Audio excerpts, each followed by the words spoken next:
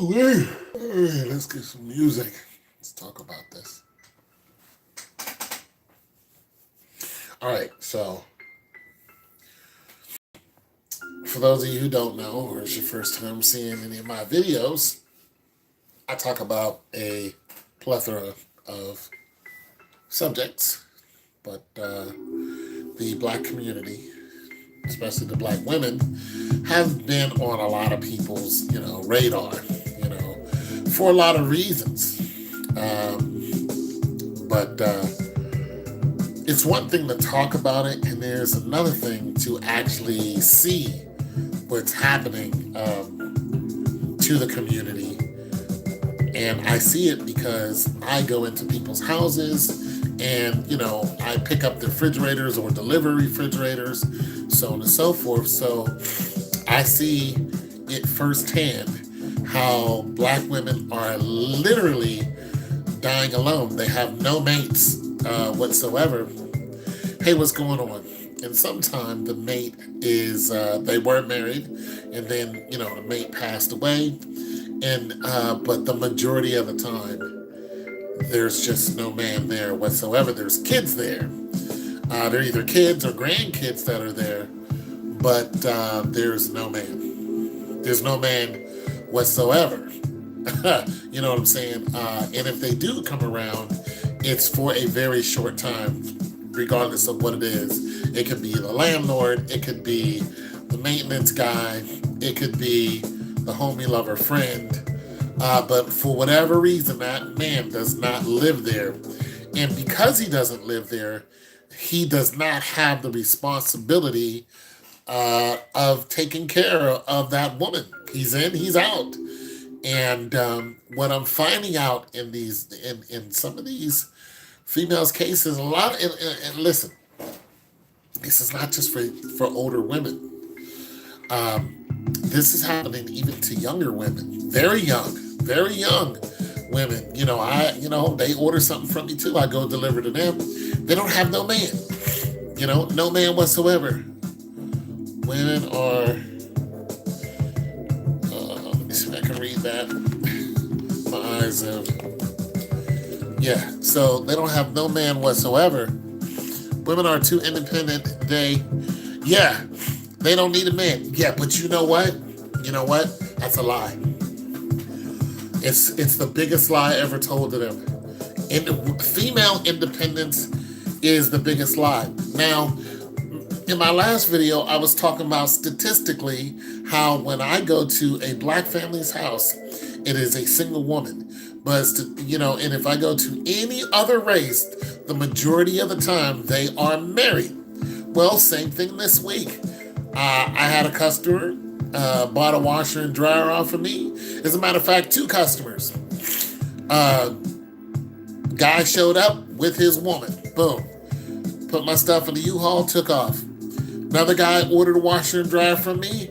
It was him and his woman. White couple. Both of them white couple. Woman ordered a refrigerator from me. Black woman. Go over there. It's her and three females. Teenage daughters. No man to be found. And you know what that woman was saying to me?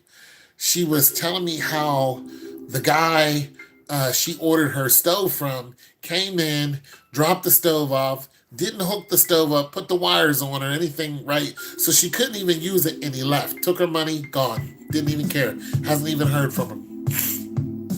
And I'm like, see, that's terrible. And she has been telling me every time I go over there, you can come back over and, I'll go ahead and cook you dinner. She listen, I was over there 2 days ago and she said it at least 4 times. She just kept saying it.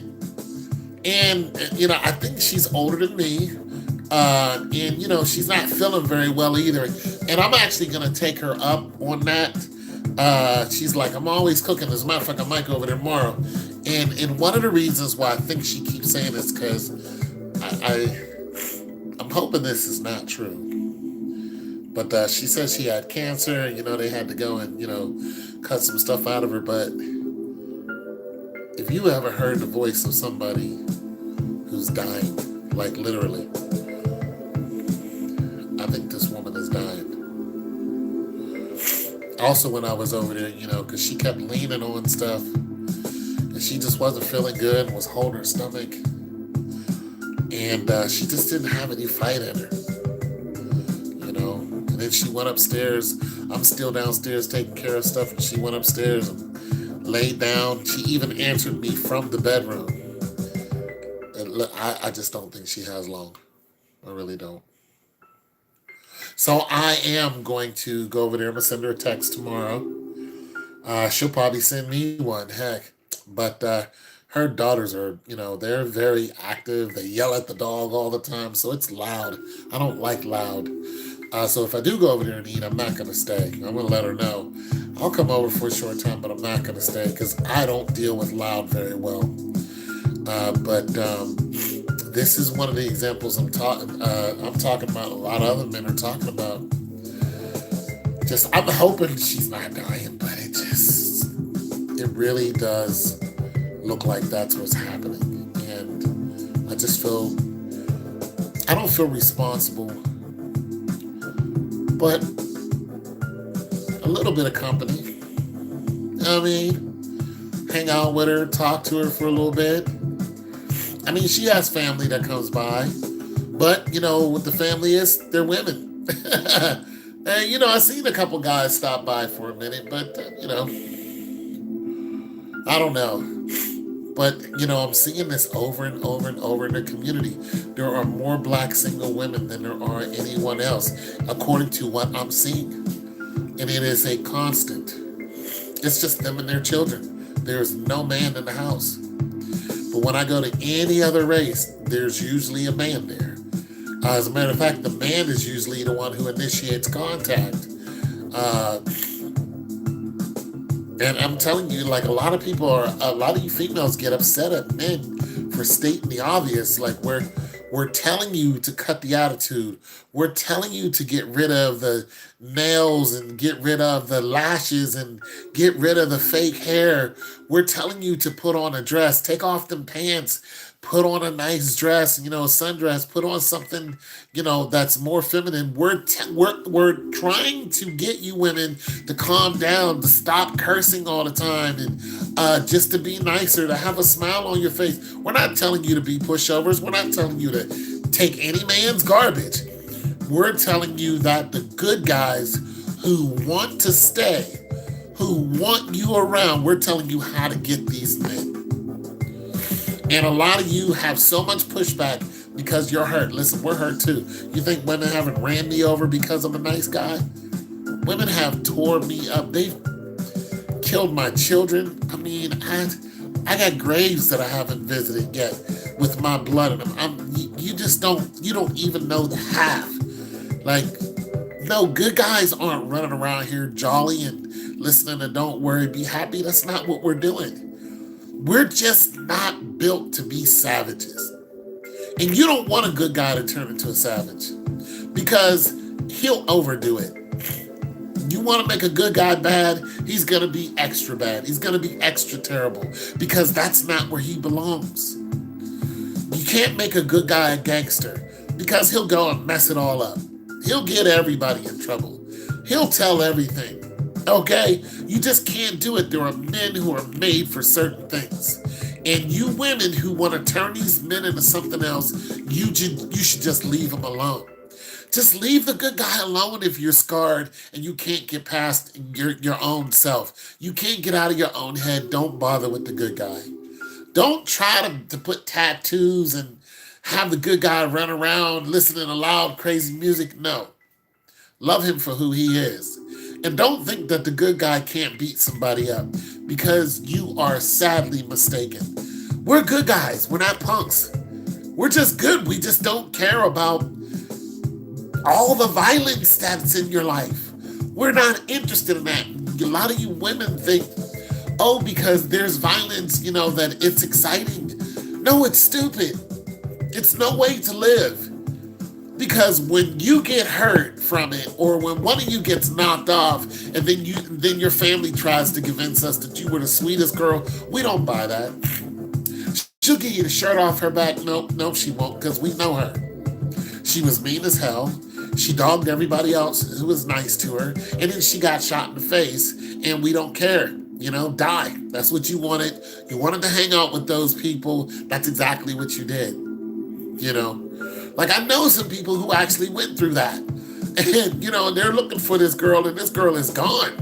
Like she's gone off the planet. She's done. So we're not buying just because you're a female that you're nice and you're sweet. No, you can be just. Listen, ladies, don't take your vag for granted and think that everybody cares about it. We don't. That's not what's important to us. You have to understand that. That's only going to get you so far. So I'm just warning you, ladies. I'm seeing it firsthand how these women are asking me, to come back over and asking me to fix stuff in their house and trying to get me to stay and do man stuff in their house because they don't have a man. I'm telling you, that's what they're doing. That's what they're doing to me. Imagine if I was younger. I mean, they're constantly trying to get me to come over to their house and do more than what they're paying for. And of course I don't. I may look at a few things, but other than that, I get out of there because I have no obligation to you. I'm not going to sit here and listen to your sad, sob story. I've gotten hit on twice this week by older women, 60 and up. Twice. Okay? And I don't mind a, nice looking 60, but, 30 is, you is 30, you might have a chance, but 60, I'm not pining for a 60-year-old woman. But if you was 30, you'd be kind of in there, you know what I'm saying? So I'm just telling you what I'm seeing every day. Every time I go out to a woman's house, if it's a black woman, it's a good chance there's not going to be a man there. And if he is, he's related to her. All the time. Let me say this. My last 1, 2, 3, 4, 5, 6, my last 6 to 7 customers were all females. All of them. They were all females, and they were all single. I can look on here. I can go online and look up my last customers. This is my last black customers, and look at all my black customers. My last 7 black customers were all females, and they were all by themselves. And listen, they were all 50 and up. All of them. And they're still trying to get me to come back over to do something, one thing or another. Can you come? I'm like, no. Or I hit them with the obvious, pay me. And they're like, okay, this guy's not coming over unless I pay him. So now when they hit me up, they'll say, hey, well, there is some kind of trade, there's some kind of reciprocity. I'm not going to get out of my house just because you're an old woman. I'm not doing it. I'm not doing it. Now, if you're feeding me, yeah, I might look at something. Yeah, you feed me, I might come over and eat and then, take a look at the stove and give you my opinion for a couple minutes. I'm not going to do it too long because that's what I get paid to do. And if you're paying me to do it, hey, I'm Johnny on the spot, $50 an hour. I'll be right over there. You know what I'm saying? No, I take that back. I had one customer that was a male. Yeah, an African guy. He was a male. So my last 6 customers were all females. So I'm just telling you guys what it's like out here in these streets for real. I'm telling you females what it's really, really like. You females are really, really dying alone. You're expiring by yourself because nobody is going, oh, she's 60 years old. Let's get over there and marry her. No, nobody's doing that. Nobody's coming over there and mowing your lawn for free. Constantly, you might get somebody to do it once. Constantly, nobody's coming over there and fixing your appliances for free. We're not doing none of that. And you can't bribe us with, ass or something like that. We're not doing that. We're not interested. You can't go, hey, I'll sleep with you. Guys are like, I'm gonna go chase this 25-year-old. I'm gonna go chase this 25-year-old. That's what I'm gonna chase. For you women who are older, you get somebody 70, but younger than that, we're just not gonna do it. We're not.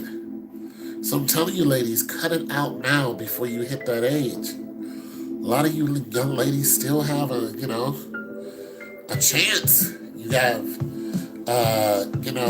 you have men who are still coming around and trying to stay, and you're fighting them off because you think it's cute, to have all this attention. No, pick one, land him. Put a ring on his finger. Propose to him. Do something. But don't hit 45, 50 years old by yourself. Because I'm telling you right now, you're going to regret it.